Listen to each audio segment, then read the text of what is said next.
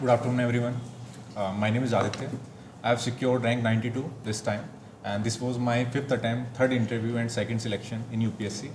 First of all, I am thankful to Khan sir and all the selected candidates who are sitting here, and they have made a very good speech.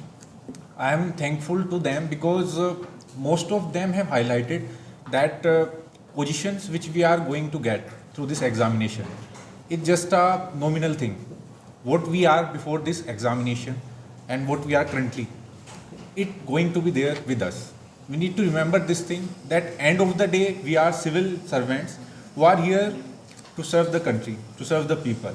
I am very grateful to hear these things, especially through poem, as one of our friend has told us that अक्षरों के साथ अपने आप को नहीं जोड़ना है. It's a just temporary thing. And secondly, for me, it's a little bit long journey as I started in 2015 when I was in Bangalore working with IBM. And during these 5 years, I have learned few things with respect to this exam, which I want to share with people who are watching this video so that their journey could be little bit smaller. Instead of spending 5 years, 4 years, 6 years, they can go through this examination in 1 year or second year. And few of us have already proven that, like Satyam. He got selected in his first attempt. So it shows that there is something which, if we are able to recognize initially, we can make through this examination in 1 year or 2 years. And for that, first thing I have observed is that first thing which is very important is understanding. Understanding the nature of this examination.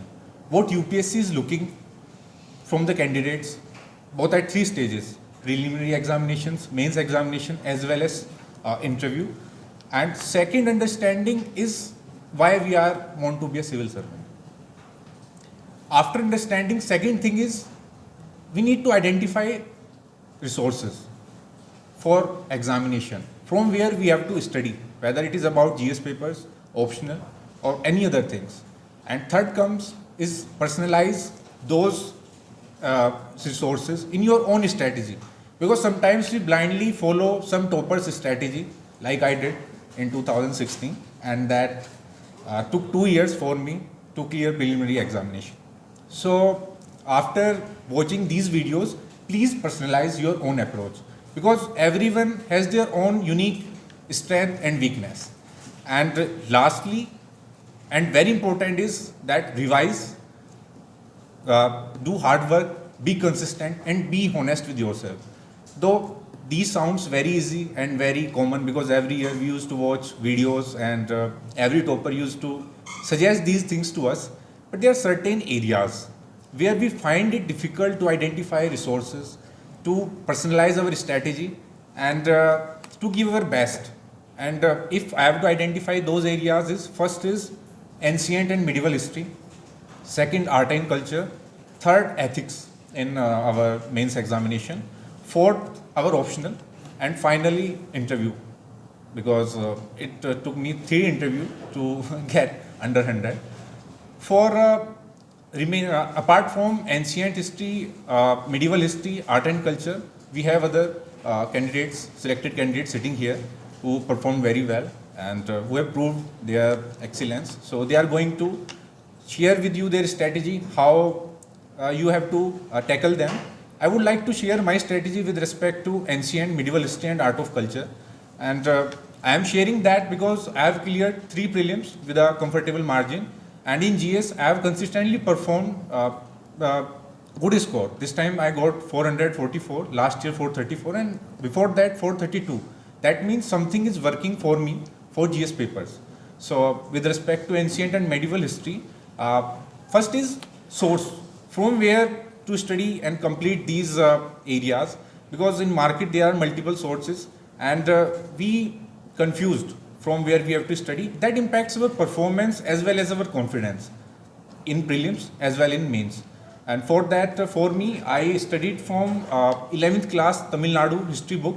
I have prepared notes from that book, 10-20 pages notes. And along with that, I complemented that book with fine arts of 11th class for art and culture and Nitin Singhania. These 3 sources I have tried to study them in a integrated manner, because somehow I have realized that art and culture is a domain of ancient and medieval history. What in ancient and medieval times rulers have did is a part of our present culture. So from that I have studied again and again. I revised that. I prepared short notes, and I also extracted some diagrams, facts and figures from our ancient books and other books that helped me in scoring better marks in GS, and that indirectly also helps me in other papers. For example, IR, we can cite some historical relationship with other countries. For example, if we look at Southeast Asia, then we have Angkor Wat temple and Borobudur temple, and relationship in past with the Cholas and Southeast Asian rulers. So we can try to highlight, cites those examples that even in present time for activist policy or for addressing some challenging things. For example, with Sri Lanka, we have some ups and downs in relationship, but we have a history that from Rameshwaram we can have some trains or some travel program to promote relationship with each other. So basically I want to say that ancient medieval history are not playing very important role in GS one paper and prelims, but they are also plays a very important role in other papers as well in essay. So from these sources, it will be helpful for candidates. And apart from that, I just want to say that be confident, be positive throughout this process, because it may take some time for you to clear this examination. But if you are consistent, confident, you will definitely go through it. Thank you.